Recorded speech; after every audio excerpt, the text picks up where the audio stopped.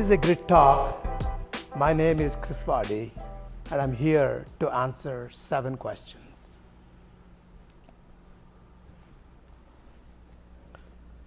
The first question is, what have you not done yet that you would like to be part of your story or included in your eulogy?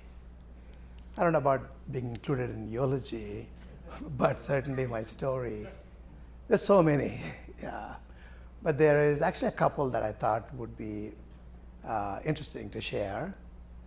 One, I'm, as many of you know, I'm a scientist. I've been one for a long time. And I see tremendous advances in medicine that happen every day. New modalities and gene therapies and cell therapies and all kinds of new ways of treating disease. And yet I find the basic medical education here and around the world just doesn't prepare the doctors of today to effectively use these medicines, and that creates a gap. We have the treatments, but patients are not getting these treatments at a time when they can really benefit from. So I would like to create a model medical school with a team of people, doctors and educators, that from the scratch create a medical school that will prepare the doctors of tomorrow, who are well equipped with all the tools that the science is creating. So that's one thing I want to do. So the other thing I would like to do is to produce a Bollywood movie,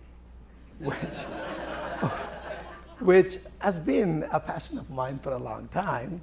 I've only told a few people about it, but I reserved that for much later. It's something that will be fun and that will be out there, much later after me. Okay, how has success or apparent failure, how has failure or apparent failure set you up for later success? Do you have a favorite failure?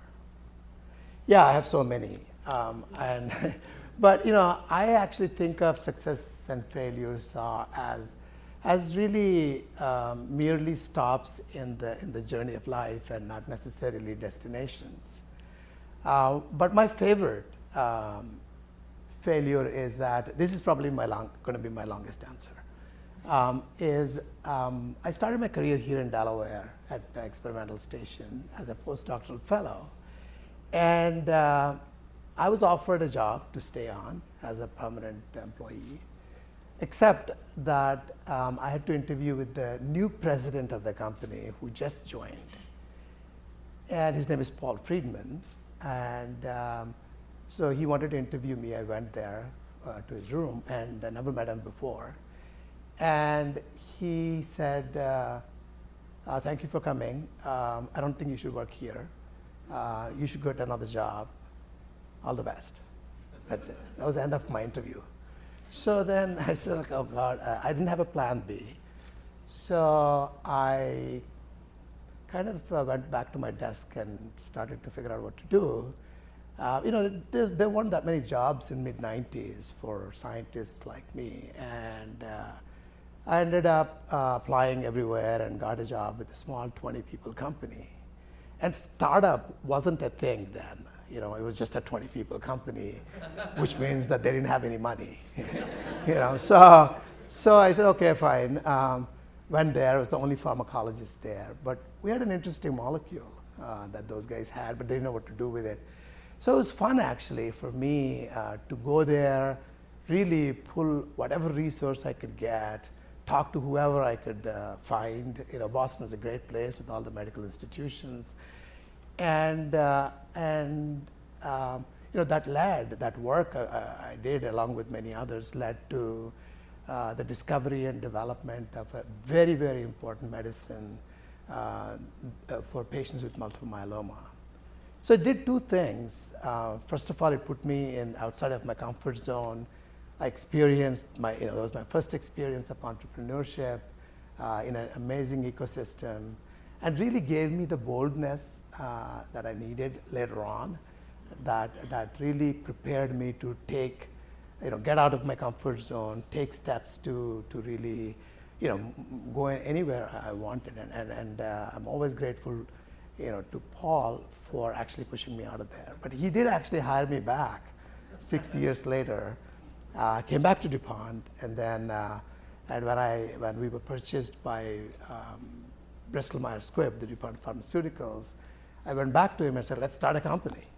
So that's how Incyte was born, when a few of us decided that we would do something. And had I not gone to Boston, that wouldn't have happened. And also, the original idea on Jakafi helped that a drug that was part of the team that developed, also came from the work that I did at that small company in Boston. So that's really my favorite failure, and I'm always thankful to Paul for his wisdom to not just let me continue there.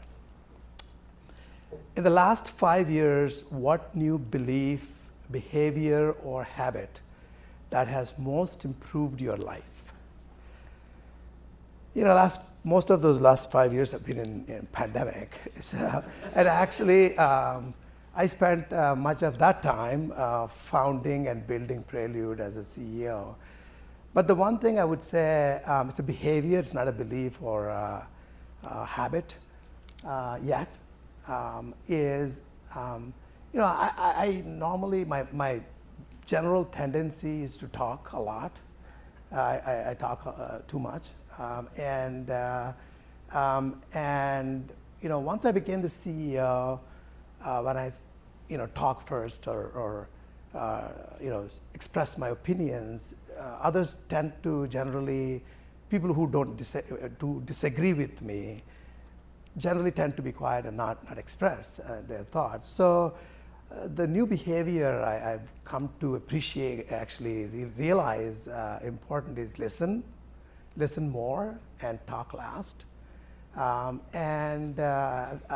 can't say I've mastered it or it's become a habit, but I'm working on it.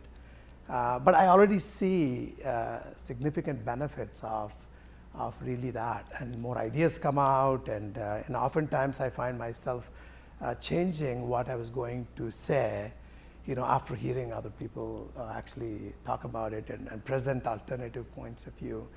So that's something that I'm learning to do. What activities make you lose track of time? Of course, there's an obvious answer: binge watching. Right? That's probably true for most of us, thanks to, again, another positive outcome of the pandemic, that we have unlimited options to binge watch. But on a more serious note, I'm a consummate nerd. I love reading papers. So I used to actually enjoy and lose track of time doing experiments in the lab. I would think up all kinds of stuff to do, and by the time I actually start the experiment, it would be like 4 o'clock. And so I would end up often staying very, very late in the lab. But they don't let me, into the lab these days. So I vicariously get my satisfaction of experiments by reading papers and thinking about how else they could have done the experiment, how else they could have interpreted the results, and then look at the other papers that they cited and go back and I try to limit the amount of time I spend doing that. But that's something that I truly lose track of time doing. Okay. And other point about it, it actually has served me well. That interest in science and really digging deep into the papers and not being superficial, actually prepared me well, or helps me a lot in the work that I do. Because even though I am technically the CEO of the company, a company of Prelude at our size is mostly a research and clinical development organization. We're not a commercial organization. So as a result, most of the questions that I get asked are actually much more scientific. And for my investors or for my board members or for my employees, knowing that their CEO really deeply cares about science and and keeps on top of things is actually is a helpful thing. So I do find it not just for fun, but actually kind of helps in my work. What book do you most often give or recommend, and how has that book influenced you? I've not been reading that much lately, just been too busy, but so there is a book that influenced me a lot, but it's not one that I can recommend to people because most people already have read it here. It's required reading. It's Adventures of Tom Sawyer. I read it. I was introduced to it. My dad gave it to me when I was a kid. And it was really my first introduction to American life. I've never read any books that had anything to do with American life. And the character of Tom Sawyer, I fell in love with. I'm sure most boys would relate to that character, but I really thought that I must have been Tom Sawyer in my previous life. Everything is mischievousness, it's resourcefulness, friendships and everything. And I used to pretend that I was Tom Sawyer. So, and that also sort of created a high level of interest for me in American culture in general. And I heard my own visions, and I declared that I am going to America at that point in time. And then, it's just somehow it just resonated with me, and that's something that clearly influenced my life because I came here and left home. And my dad would often tell me many years later that that was a big mistake I made to give you that book, and we lost you. So that's one. And in the other book, I think I do recommend. I can't pretend to have read it all. I've read parts of it. It's called Gita. It's a very ancient Hindu scripture. It was written sometime in 200 BCE. It's basically a conversation written in the form of a poem between Prince Arjun and Lord Vishnu, who actually is in disguise as his chariot driver. It's a very interesting. It's got 700 verses. It's nothing religious. It's more about life and how you lead life, etc. So sometimes when you're really consumed by everything, I open it up and read one or two verses, and I do recommend it to people. So I'll give you one verse that comes to my mind, which is one who sees action in inaction and inaction in action is one intelligent man. It's a food for thought. It'll take a lot to think that through. So that's that's one that I do recommend. What have you purchased or been given in the last year, valued under 200, that has most positively impacted your life? This was a hard one. I had to really rack my brain and to come up with one, but I did. So coffee is a religion for me, right? So it's like since I was a child, my mom is a religion for my family and for my mom, everyone. So I would make coffee. It's very hard, right? So I don't like to drink too hard coffee, and then wait, and then it gets to the right temperature, and I drink it, and then it gets cold, and I don't like it anymore. So I discovered just last year the magic of thermos. So I was at some store, and then on the shelf, leaving outside, I saw this Lululemon thermos. And I'm not advocating for that brand, but I picked it up and I took it home, and then I make coffee and pour in it in the morning, and it's the perfect temperature for like hours, you know. So in some ways, what it actually is like, so I really enjoy it, like small sips, and you know, it just gave me a perspective almost, and I think about it on life, where things that you enjoy in small sips, you know, over long periods of time are much more, makes your life much richer than ones that you seek, you know, big thrills and don't last long. So that's my thing. It costs about $50. You know, that just, my wife said I paid too much for it. But,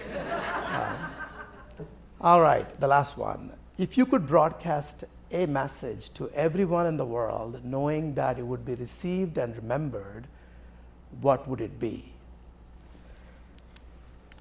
Be kind. That would be my message. And be kind not just to other people, but be kind to your environment, things, you know, people, animals. Because it's not that easy. It's actually harder to practice than you know, just say it, because you know, it really pays rich dividends in both ways. You know, it changes the world if we could all practice that, and it's very, very fulfilling when you go back, when you do. And look at it when you actually do even a small act of kindness. So that would be the message that I would like to send.